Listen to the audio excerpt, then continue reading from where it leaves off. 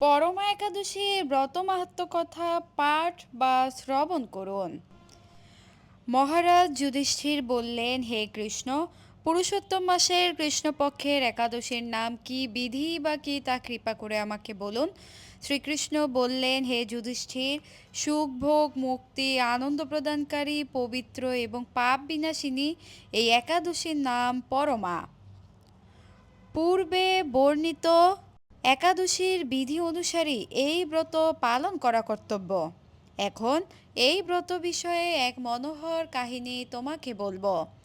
কাম্পিল্য নগরে মুনি ঋষিদের কাছে আমি তা শুনেছিলাম। কাম্পিল্য নগরে সুমেধা বলে এক ব্রাহ্মণ ছিলেন। তার স্ত্রীর নাম ছিল পবিত্রা। তিনি অত্যন্ত পতিব্রতা ছিলেন, কিন্তু পূর্বকর্মফলে এই ব্রাহ্মণ ধনহীন হয়ে পড়েন। ভিক্ষা চেয়েও তার কিছুই জুটত না। কিন্তু তার স্ত্রী নিজ পতির সেবা নিষ্ঠা সহকারে করতেন। গৃহে অতিথি সেবার জন্য প্রয়োজনে অনাহারে থাকতেন। স্বামীকে কখনো বলতেন না যে গৃহে অন্ন নেই। পত্নীর শারীরিক দুরবস্থার কথা চিন্তা করে ব্রাহ্মণ নিজের ভাগ্যকে দোষারোপ করতেন। একদিন পত্নী পিয়ংবদাকে বললেন, হে কান্তে, আমি ধনবান মানুষদের কাছেও ভিক্ষা চেয়ে পাই না। বলো, এখন আমি কি করব? ধন সংগ্রহের জন্য আমি অন্য কোথাও যেতে চাই। তুমি আমাকে অনুমতি দাও। ব্রাহ্মণ পত্নী তখন তাকে বললেন, হে বিদ্বান, এ জগতে মানুষ তার পূর্ব সঞ্চিত কর্মফল ভোগ করে। পূর্বজন্মের কোনো ফল না থাকলে স্বর্ণ পর্বতে গেলেও কিছু পাওয়া যাবে না। হে স্বামী, পূর্বজন্মে আমি বা আপনি কেউই ধন সম্পদ ইত্যাদি কোনো কিছুই সৎ পাত্রে দান করিনি। তাই আমাদের ভাগ্যে যা আছে তা এখান থেকে লাভ হবে। আপনাকে ছাড়া আমি এক মুহূর্ত থাকতে পারবো না, কেননা পতিহীনাকে দুর্ভাগা বলে সবাই নিন্দা করবে।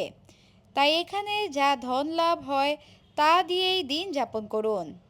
ওই বিচক্ষণ ব্রাহ্মণ পত্নীর কথা শুনে নগরেই রইলেন। একদিন মুনিশ্রেষ্ঠ কৌন্ডিন্য সেখানে এলেন। তাকে দেখে সুমেধা খুব খুশি হলেন। ব্রাহ্মণ সস্ত্রীক মুনিকে প্রণাম জানালেন। সুন্দর আসন দিয়ে তার পূজা করলেন। ওই দম্পতি আনন্দ সহকারে মুনিকে ভোজন করালেন। এরপর ব্রাহ্মণ পত্নী জিজ্ঞাসা করলেন, হে মুনিবর, কিভাবে দারিদ্রতা নাশ হয়? বিনা দানে কিভাবে ধন বিদ্যা স্ত্রী লাভ হয়? আমার স্বামী আমাকে এখানে রেখে ভিক্ষার জন্য দূরদেশে যেতে চান, কিন্তু আমি তাকে যেতে নিষেধ করেছি। এখন আমাদের ভাগ্যবশে আপনার শুভাগমন হয়েছে। আপনার কৃপায় আমাদের দারিদ্রতা অবশ্যই নাশ হবে। দারিদ্রতা নাশ হয় এমন কোনো ব্রত বা তপস্যার কথা আমাদের বলুন। এই কথা শুনে মুনিবর বললেন, হে সাধ্বী, পুরুষোত্তম মাসে কৃষ্ণপক্ষে পরমা নামে সর্বশ্রেষ্ঠা এক একাদশী আছে। এই তিথি ভগবানের অতীব প্রিয়তমা। এই ব্রত পালনে মানুষ অন্ন ধন সম্পদ আদি সবই লাভ করে থাকে। এই সুন্দর ব্রত ধনপতি কুবের প্রথম করেছিলেন। রাজা হরিশ্চন্দ্র এই ব্রত পালনে স্ত্রী পুত্র ও রাজ্য ফিরে পেয়েছিলেন। হে বিশালাক্ষী, এই জন্য তোমরাও এই ব্রত পালন করো। হে পাণ্ডব, কৌন্ডিন্য মুনির উপদেশে পতিপত্নী উভয় একসাথে বিধিমতো পুরুষোত্তম মাসের পরমা একাদশী ব্রত পালন করলেন। ব্রত সমাপনের পর রাজভবন থেকে এক রাজকুমার তাদের কাছে এলেন। ব্রহ্মার প্রেরণায় তিনি বহু ধন সম্পদ, নতুন গৃহ ও গাবি এই দম্পতিকে দান করলেন। এই দানের ফলে মৃত্যুর পর সেই রাজা বিষ্ণুলোক প্রাপ্ত হয়েছিলেন। এই ব্রত প্রভাবে ব্রাহ্মণ দম্পতির সকল দুঃখের অবসান হলো। যে মানুষ এই একাদশী ব্রত পালন না করেন, তিনি ৮৪ লক্ষ যোনিতে ভ্রমণ করেও কখনো সুখী হন না। বহু পুণ্যকর্মের ফলে দুর্লভ মানব জন্ম লাভ হয়।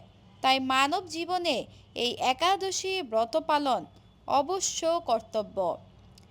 এই মাহাত্ম্য শুনে মহারাজ যুধিষ্ঠির সমস্ত আত্মীয়বর্গের সাথে এই একাদশী ব্রত পালন করেছিলেন।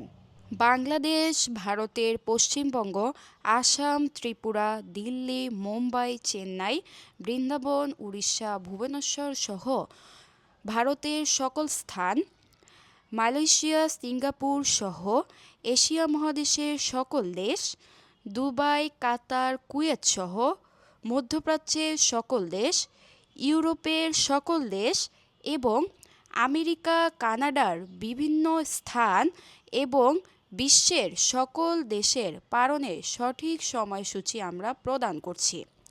আপনি আপনার বসবাসের স্থানের সঠিক সময়সূচি সংগ্রহ করে নিন। যদি আপনি আপনার বসবাসের স্থানের সঠিক সময়সূচি খুঁজে না পান, তাহলে আমাদেরকে কমেন্টে জানান। আমরা আপনাকে আপনার বসবাসের স্থানের সঠিক সময়সূচি জানিয়ে দিব। সকলেই একাদশী ব্রত পালন করুন। প্রতি মাসে দুইটি পক্ষ, একটি শুক্লপক্ষ আর একটি কৃষ্ণপক্ষ, এই দুইটি পক্ষের একাদশী ব্রত আমাদেরকে পালন করতে হবে। একাদশী ব্রত ভগবানের অত্যন্ত প্রিয়। একাদশীতে আপনারা তুলসী মূলে জল সিঞ্চন করবেন, 4 বার তুলসী পরিক্রমা করবেন, ভগবানের চরণে অধিক সংখ্যক তুলসী পত্র এবং পুষ্প অর্পণ করবেন। একাদশীতে ভগবদ্গীতা থেকে শ্লোক অধ্যয়ন করবেন। এভাবে একাদশী ব্রতটি নিষ্ঠার সহিত পালন করবেন।